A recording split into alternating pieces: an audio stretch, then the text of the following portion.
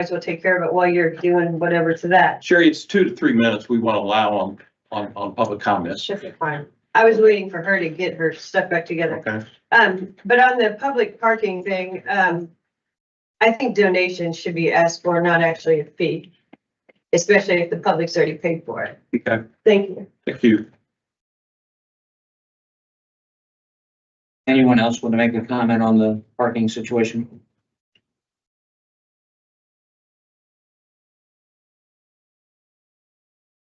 Going up to Mike, state your name. Hello, my name is Christina McElroy Newland. I live and work in this county and speak on my own behalf as a taxpayer in this county.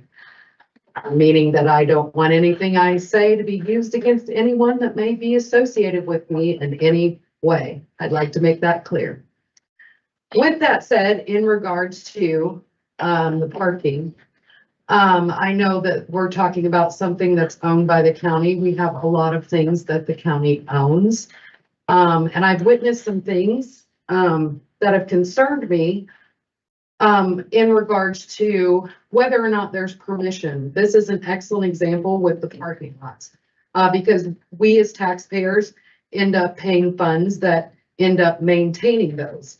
We have to maintain those parking lots, those buildings, and equipment that we use. But recently, especially with the storms in the Van Buren district and, Is this related to the parking lot? it's related to assets and. Is it related to the parking? Yes. So my, So you have a specific question about parking? yes, Okay. in regards to the parking lot, if I can finish without being interrupted. In regards, because I don't think I'm at 2 to 3 minutes yet, am I? Maybe the time. Minute and a half. In regards to the parking lot and using equipment, for volunteering, is that something that the commissioners are interested in supporting? Are we going to start regularly using equipment for, areas, buildings, parking lots owned by the county for volunteers? Like if we open that door, are we going to be opening that across the board? So basically my take on this is we're trying to gather information. I don't have an opinion on that. Right now. Okay. So if we want to bring up some other county-owned equipment being used in a volunteer aspect, how do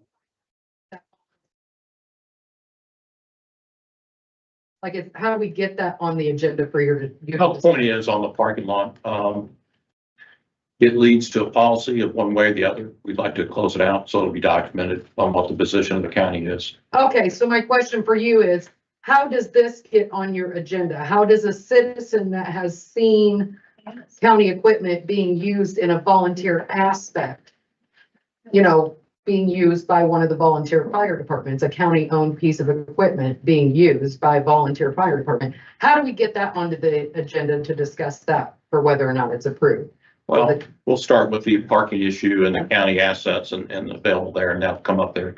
Okay, so can we get that on the agenda for a later date? Yes, Okay, so. all I we're have just to do- introducing the topic tonight. Yes, We're not making a decision. We're not weighing one way or the other. and we'll Right. put it up. but can we Next put, future you know, I don't want to talk outside of the parking lot, but I do want to bring up the use. Your of- issue is, should county equipment be used by volunteers for whatever nonprofit association? Yeah. I got It's, it. it's similar to the parking lot, you know, it's something that's an expense for the county, and I just want to have that where we can discuss it at a later time. Okay. Okay, thank you. Yep.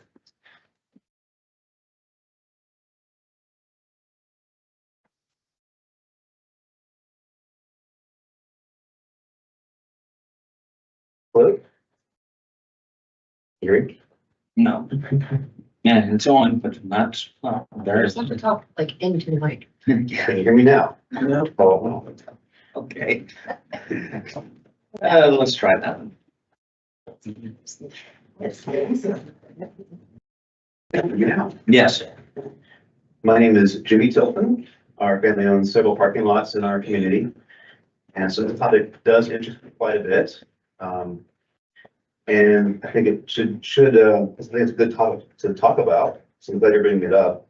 I personally think that we should be able to have nonprofits be able to to use it. But I also think that since this is a county-owned asset, that taxpayers should probably not have to pay for. So that's kind of my thought. I also think that it might be reasonable to, if you're able to get some money back, even from the nonprofits as a share, just to be able to maintain, can't. That's too bad. I know, it's, I mean, catch 22. I wish the county got some money back for it.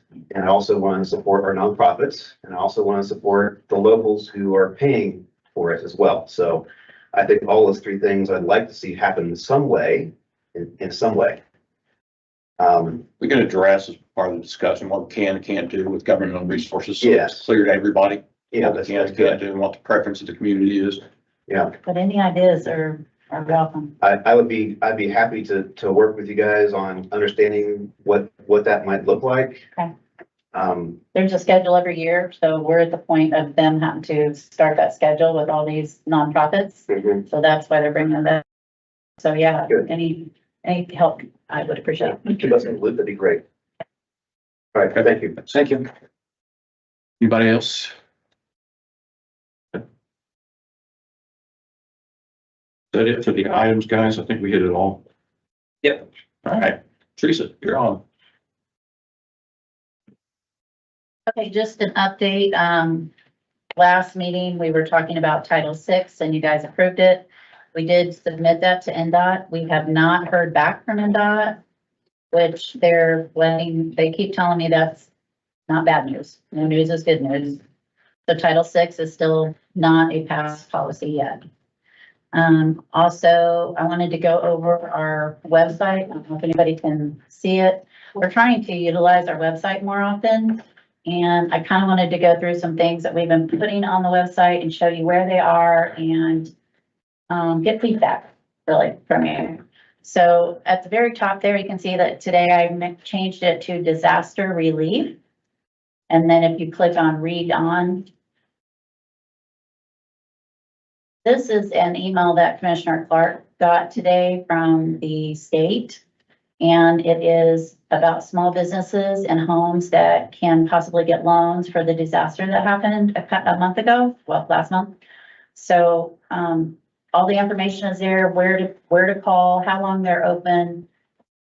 And it only lasts till June 18th. So there is a time frame on this. So that particular program is June 18th. And can you go to Commissioner Board?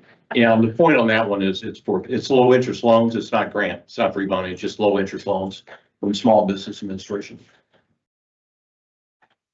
Okay, on the commissioners page, if you look here and you go to, let's start with agenda and minutes. Can you scroll down to, okay. So here, I don't know if anybody's familiar with this. Some people ask me, so I kind of thought maybe we would bring it up. If you just click on the date, you're going to get the current agenda that's out. We have added more to our agenda. If you notice today, we have a back page that has our priority list on it and where we're at and who's taken on the projects. So that if you do ask questions, you kind of know where to go and who to talk to about those. So that's something new that we started. And we have our minutes and video that if you click on the TV, you're going to see the video. I'm not gonna do that. Okay, thank you. Start playing. And then, Sorry. then the audio is also there too. So I just wanted to show everybody that that's the spot where you go. Sandy is starting to add all of the documents. I don't know if you've always done that. Correct me if I'm wrong. But so when you click on those minutes, when we get the signed minutes, it will have every document that was associated with this meeting. So like your ordinance and stuff, Sherry, that would be there. So, okay, go back for me to where, to the commissioners page. Okay, documents. This one is, see, I tried to add two. I think it makes me wait 24 hours, Laura. Here on documents in the commissioner's office, you can see that we have some employee information. We also have the lawn agreement that we talked about. That's there, accessible to you. And the tornado disaster declaration is still on there that people have needed for the 211. So I've also added the brick, because we're still selling bricks for the bell. So I've added the brick document and something else. Oh, two other documents that, what did Kevin Allen just tell us about? It's a new energy program that their company can manage on behalf of Indiana instance. New energy program, free to all Brown County citizens. Doesn't matter what your income is or anything. So you have to apply, obviously, but, those will be on there. I think it takes me 24 hours to get a document up there. It So should, we gotta get with IT on it this. should not, it should not. Okay, well, user error. So, I think, is that the only areas I think so? I think that's all I've added, but I just want people to get more familiar with using our website. I know the health department's been putting out a lot of stuff online. I've noticed that. So anything that you want us to put up there too, you have a page on there that you can put your stuff there too. So, that's that update. The other thing I wanted to remind employees that we are closed on June 19th. And I think that's it for me. Thanks, Teresa. Does the county have any plan for June 19th? Any activities or anything, or just other than being closed? Don't know of anything? Thank you, Teresa. Yeah. Sandra? Hi, so I've shared with you Eric's list of updates that we've been doing. The one thing we would like to add to that is to start discussion on no parking on the streets in Holmesburg. We've had No parking where? on the streets in Holmesburg, Okay. we've had several calls and complaints, abandoned vehicles, abandoned trailers with rubbish, stockpiled on it for weeks at a time. And so we just wanted to get that out there that we'd like to make, start looking forward to what we can do as far as an ordinance for Holmesburg and no parking on the streets. Okay. Is there a particular street that's impacted? Yeah. Really can be any of them, you know, up by the store, they don't have parking for their customers, so that's temporary for the most part, but it does get pretty congested, so maybe no parking on one side up there. But then on, I believe it's North Street. I grew up there, we didn't have street names when I lived there, but now they've named them, so I don't know what they are. But on it's the little side street, that leads from the post office and goes south. That is a very hot parked area where the trailer was abandoned, for a couple of weeks.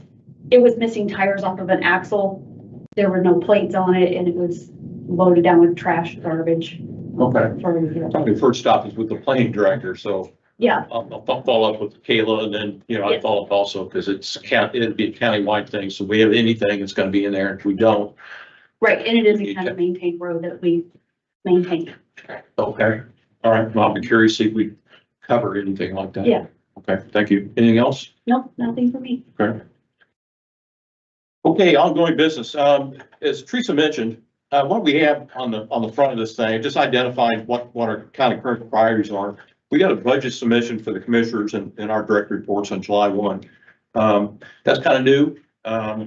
We took a fresh look at that whole budget process. Typically, it's been a one-year thing and we always do what we did the previous year. And so you got a new set of eyes looking at that stuff and a lot of questions, why we do it this way. Why do we, and all these kind of things. It's always because we always did it that way and it's a 100-year tradition and we certainly don't want to change anything. So we took a hard look at that and we put a lot of time into making it so it makes much more sense. In addition to that one, we're trying to link our asset management plan with all the buildings as part of that also. That's a new thing. It's kind of a startup, which is why we need a Dan Cartwright in here to help us go through that. We've never identified our repairs and maintenance costs on our buildings. It's always been reactive. So if you're out $1 million for an air conditioning system or whatever at the jail, I think it was 600, 700, 800,000, whatever that is, it comes as a surprise. Same way with any other major improvements in these buildings. And it's like timeout. Let's get ahead of the game. So it's an asset management plan. It's required by the State Board of Accounts, but we can always ignore it and we have, but we're not doing that anymore. So we're going to put that together. Once you have the asset management plan on what your buildings are and vehicles and all that kind of thing, you estimate what the repair and replacement costs are, at least over the next 5 years. That's what drives the capital improvement budget. So you look at those items and what needs to be replaced, and then we look for the funds to replace them and then schedule that in. So no surprises, want to predict as much as we can in advance and just put some really some sound management on our resources. So that's that point. The other one is the personal policy handbook. That's a big deal. That's another one that's kind of sat on the shelf and it's gone through changes that either documented or didn't, and there's confusion. So we're fixing that. We've had meetings with department heads and we continue to refine. And the whole point of that is that personnel manual identifies benefits identifies costs, which links to the council, and then that links to the auditor, which links to the salary ordinance. So those three things need to be in sync, from policy to money to budgets. So that's a high priority for us as well. And I mentioned the asset management. And on the back, what I try to do is people say, well, what about this or what about that? So this is how we kind of keep track of who's doing what and when we're expecting to have things done or at least have a status. So just all the things we've talked about in previous meetings, said, well, whatever happened to this or happened to that, that's what we kind of want to identify on the back of it. I'm not going to go over it line by line. We'd be here forever, but just want to give you an idea that we don't let things drop through, and if it's not there, we'll put it on there and we'll see it through.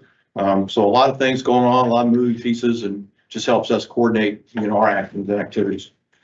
That said, on the ongoing business, Mike, well, and Dwayne, did you want to mention anything on the Alcohol Beverage Commission? Just report. You good? Or do you need your report? Since you're here and you got your report, by golly. Pays my salary. Dwayne Parson Alcoholic Beverage Board. We met this last week and had 2 petitions. I have my papers back there. You got in front of you. Off on, I think. And I'll see if I'll quiz you here. Yeah, and then I think Hard Truth, who's a owner of Quaffon. Quaffon had a violation a year ago, January. They were fined $500. And then they came before our board to tell us how they rectified the problem. It's really convoluted. They have what's also called a batch license. With a batch license being their brewery, they can brew up their own batch beverage, but they cannot sell it carry out. And I think that was the way it was worded. Even my excise officers in the gray on this, but they sold a beverage that was not qualified to be sold to anybody but a wholesaler. Okay. And someone turned them in. I don't know who. They said that they've adhered to the new policy or the policy that's in place. They understand no more issues. We went a year, no issues. And we have nothing on this month's agenda, so we will not have a meeting this month. Okay, great, thank you. Thank you. I forgot to mention, we had a company come out and walk through our buildings. They're doing an energy audit with us. I would like to get your guys' opinion on adding them to the agenda. That he wants to give a small presentation about how much money he thinks he could save the county on energy. So. Okay, I'll pencil that. We got. Okay, yeah, I got an email that explained a little bit more to you, but. Is this the company that thought they could save 70%? They give a number? He doesn't give that kind of a number, but we have already ourselves started switching, so there's not a lot that we need to do. But he's paying 15,000 a year on our energy. How much? 15,000. So. So you have the data to back that up, or is that just a? He's gathering it right now, so he wants to present it. Before we ask Mike, we're good on time. Yeah.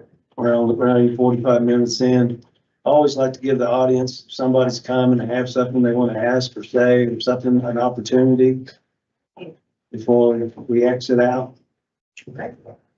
Keep 3 minutes, please. Be glad to.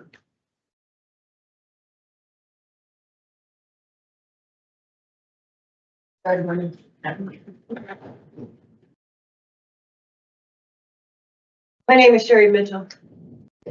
I have 3 complaints that I have filed against the health department today.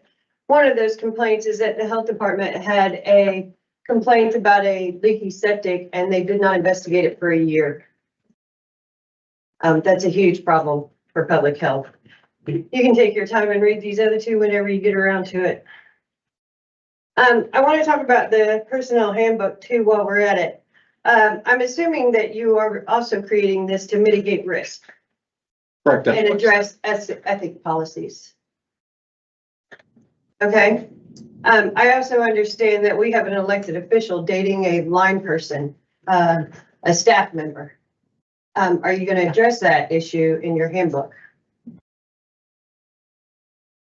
The policy will cover ethics, sure. I'm not gonna go into any detail on, It puts the County public at issues. risk. that's an allegation. It is. Again, we're not, that's all. It puts the public at risk, and it'd be nice if you would mitigate our risk at your job. Thank you. Here's your complaint.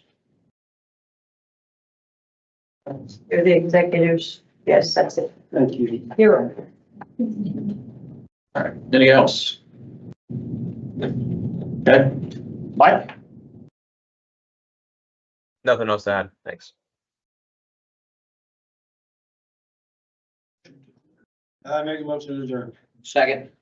Meeting's adjourned.